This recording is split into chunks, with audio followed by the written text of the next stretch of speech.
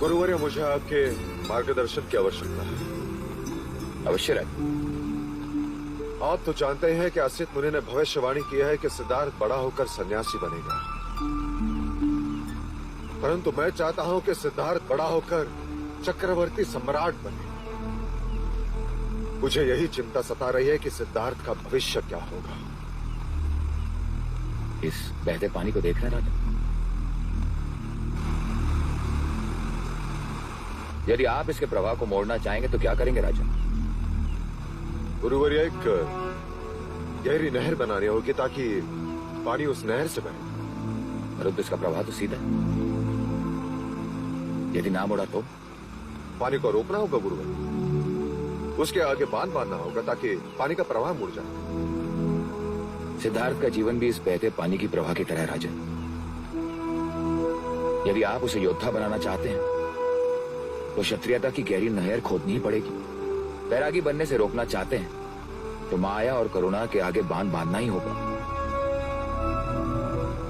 असित मुनि की दृष्टि एक सन्यासी की है, इसलिए उन्हें सिद्धार्थ की महानता केवल एक सन्यासी बनने में दिखती है।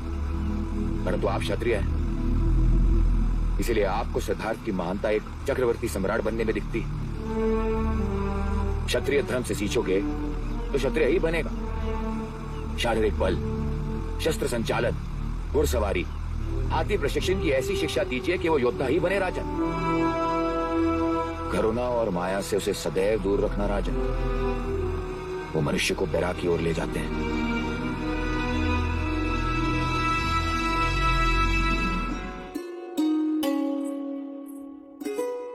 अब देखें कैसा लग रहा है? महादेवी प्रजापति, क्या हम भीतर आ सकते हैं?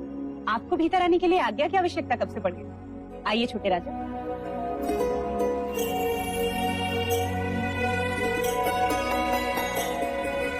कैसे हो क्षत्रिय? ऐसे क्या देख रहे हो? हम तुम्हारे छोटे चाचा हैं। महादेवी, महाराज ने कुमार के लिए वस्त्र भिजवाए। वस्त्र? देव ने?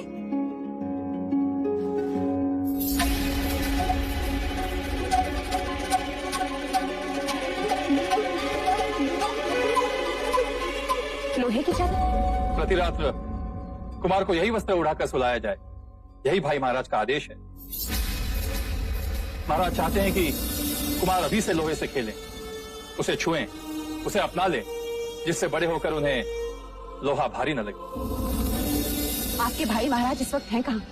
पता नहीं महादेवी, किसी गुप्त मंत्रणा के लिए गए।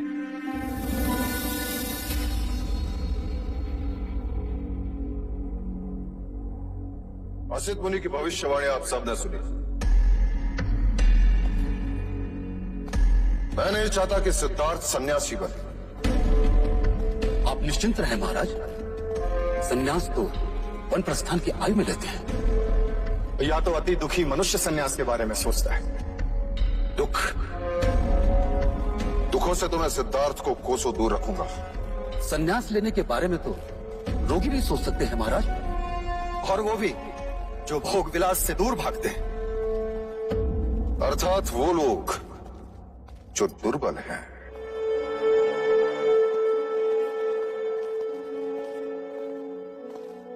इसका तात्पर्य यह है कि हमें दुखी और दुर्बलता से,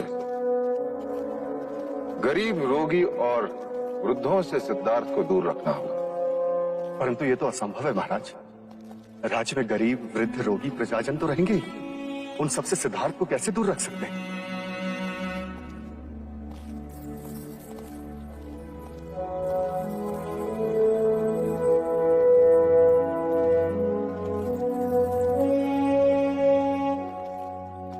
एक उपाय है महाराज। कैसा उपाय सेनापति? क्यों ना हम राज्य के सभी दुखों को बाहर कर दें। महाराज, क्यों ना हम रोगी, वृद्ध और आर्थिक रूप से पीड़ित ऐसे मनुष्यों को कपिल वस्तु से बाहर फेंक दें। क्या संभव है सेनापति सुमन? हम ये नहीं कर सकते। हमारा कर्तव्य प्रजा की सेवा है, उन पर अन्याय करना नहीं। हम उन पर अन्याय नहीं करेंगे, बदले में हम उन्हें उत्तम जीवन देंगे। अर्थात हम उन्हें ऐसी जगह भेजेंगे जहां रोगियों का इलाज होगा, गरीबों को रोटी मिलेगी, वृद्धों को मान सम्मान मिलेगा।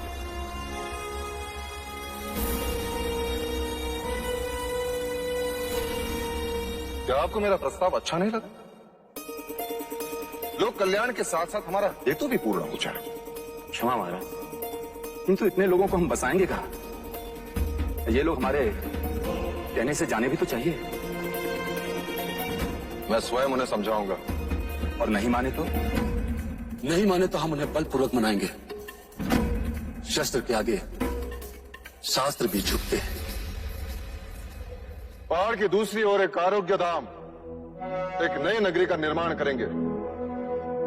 लोगों को किसी प्रकार की कोई कमी नहीं होगी। क्षमा करें महाराज, इतना बड़ा निर्णय हम अकेले कैसे ले सकते हैं? हमें शाह की सभा बुलानी होगी। साम दाम दंड भेद, किसी भी प्रकार ये प्रस्ताव पारित होना ही चाहिए। मैं सिद्धार्थ को सन्यासी बनते नहीं देख सकता।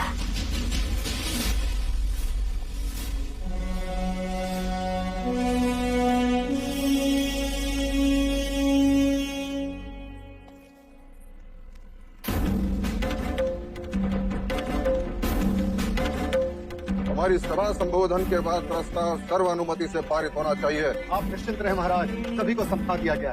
कोई सिक्कों की बोली समझा तो कोई तलवार की भाषा। कोई विरोध शेष नहीं है। अब यहाँ वही होगा महाराज जो आप कहेंगे।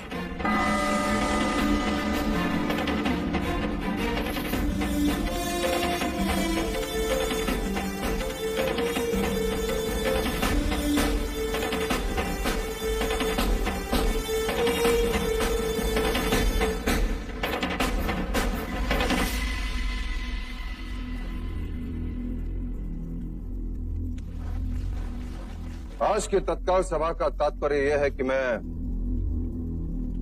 कौशल राज और मगध पर आक्रमण करना चाहता हूं।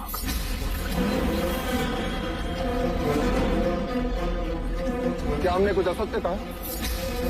क्या हमें से हर एक शाक्य ये नहीं चाहता कि कपिल वस्तु का विस्तार हो? किंतु उन दोनों से युद्ध का विचार तो आत्मघाती है महाराज शुद्धोधन। कीचक जी, मैं 20 वर्ष पश्चात की बात कर रहा हूं। यदि कल फल खाना हो तो उसका बीज हमें आज ही बोना होगा।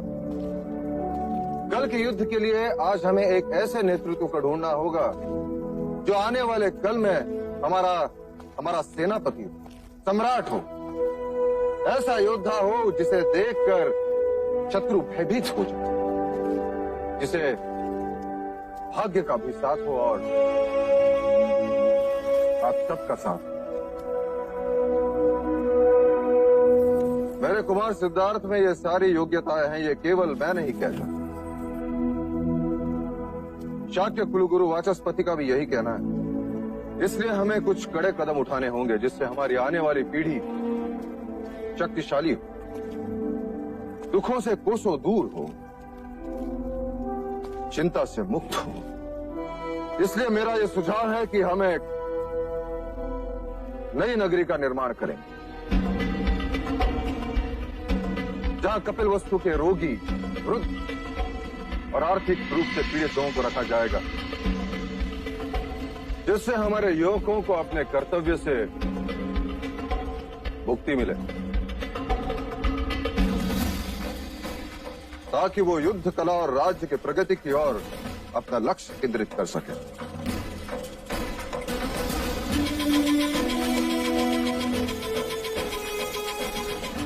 यदि मेरे प्रस्ताव पर किसी का विरोध हो तो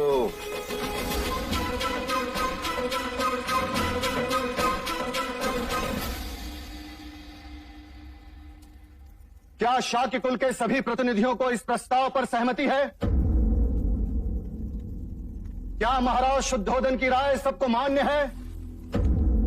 तो क्या हम ये समझ लें, शाक्य सभा में यह प्रस्ताव सर्वसम्मति से पारित होता है?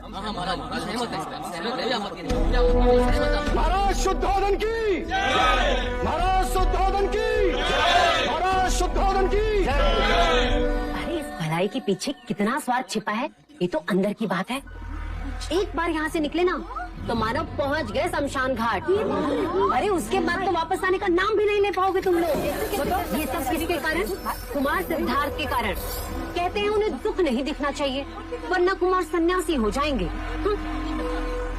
इससे तो अच्छा होता कि कुमार पैदा ही ना होते। महल में दिए जले, इसलिए हमारे घर में अंधेरा। अरे ये कहते हैं बड़ा भाग्यशाली है, जन्म लेते ही माँ को खा गया और अब बड़ा हुआ तो ये कपल वस्तु खाली करवा रहा है। ये कैसा भाग्यशाली है? हाँ, महाराज को रोकिए महादेवी प्रजापति। पुत्र प्रेम में पिता अंधा हो सकता है, ये तो सुना था, पर इतना क्रूर, इतना कठोर भी हो सकता है, ये पहली बात है। क्या हुआ मंगला दीदी? महाराज कपिल वस्तु से सारे दुखी, निर्धन, वृद्ध, रोगियों को राज निकाला दे रहे हैं। क्यों? युवराज सिद्धार्थ के लिए, जिससे वो दुख ना देखे, उनमें करुणा ना उपजे और वो कभी सन्यासी ना बने। महादेवी माया होती ना तो ऐसा कभी नहीं होने देती। महाराज को रोकिए, कहीं प्रजाजनों में असंतोष फैल गया ना तो अनर्थ हो जाएगा।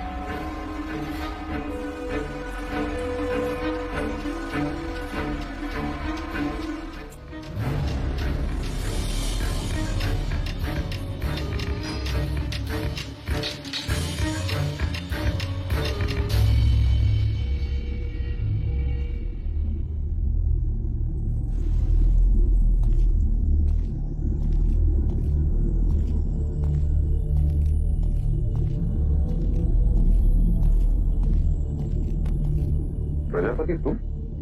बहुत ठेस पहुंची है देव। यदि महादेवी माया जीवित होती तो क्या आप उनसे भी यह बात छुपाते? कौन सी बात?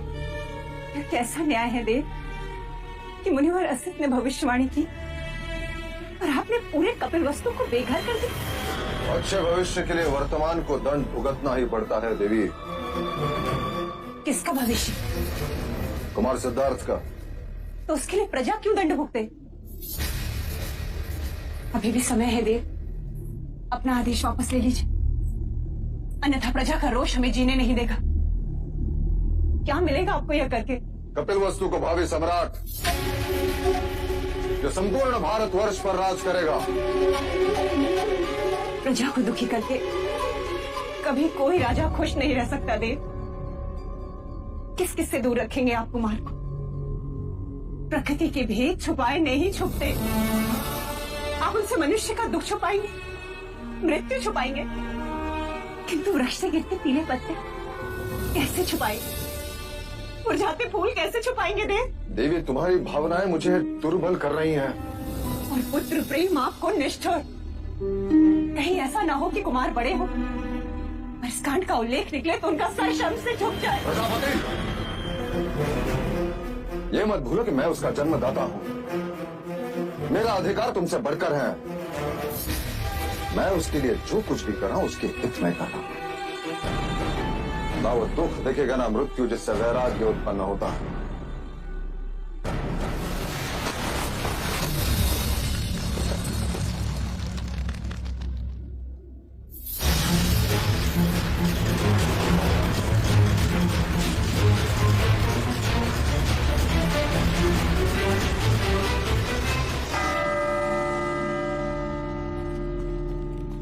आज के बाद कपिल वस्तु में कोई शमशान घाट नहीं होगा, कहीं धुआं नहीं उठेगा।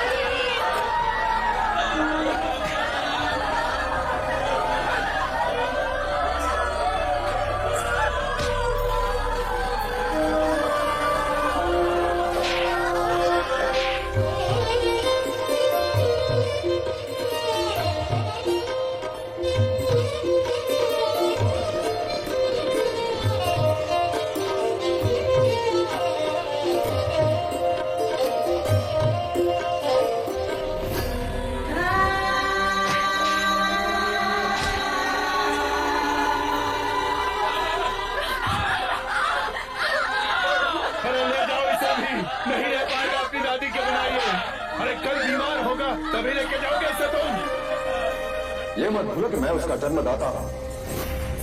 मेरा अधिकार तुमसे बढ़कर है।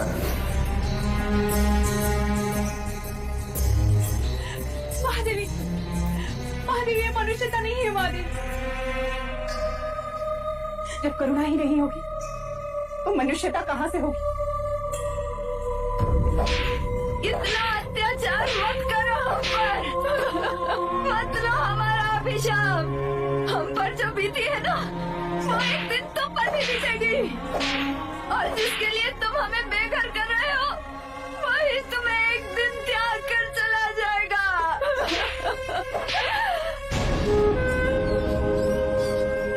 मैं तुझसे पूछ रही हूँ, और कितनी देर लगाएगा तू? और तू कब से निष्ठुरों का साथी बन गया? बोल, चुप क्यों है तू? क्या हमारा दुख कुछ तक नहीं पहुँचता? इस आतंक को देखकर तेरी आंख से आंसू क्यों नहीं बहते?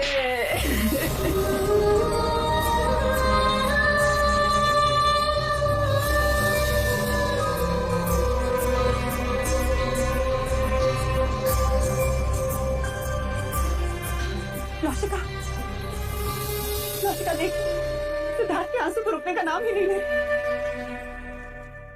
भाई महाराज, अब इस नगरी में कोई वृद्ध नहीं, कोई रोगी नहीं, कोई दुखी नहीं है देव।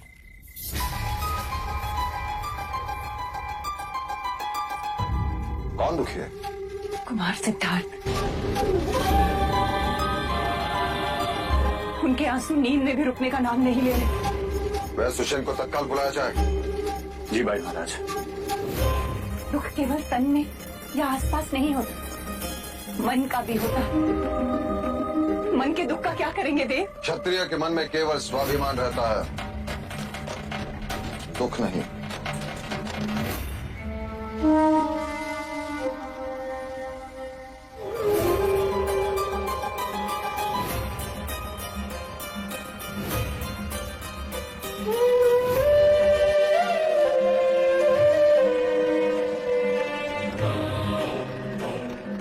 कुमार ने अवश्य कोई डरावना सपना देखा, इसी कारण नींद में आंसू बहे होंगे। और बुखार का कारण भी यही होगा। मैं औषध भिजवा देता हूँ। भिजवाइए नहीं, अंगारी। आज के पश्चात आप परिवार समेत यही राजमहल में रहेंगे। आपका केवल एक ही कर्तव्य होगा कि राजमहल में कोई भी रोगी ना, मानसिक रूप से, शारीरिक रूप से।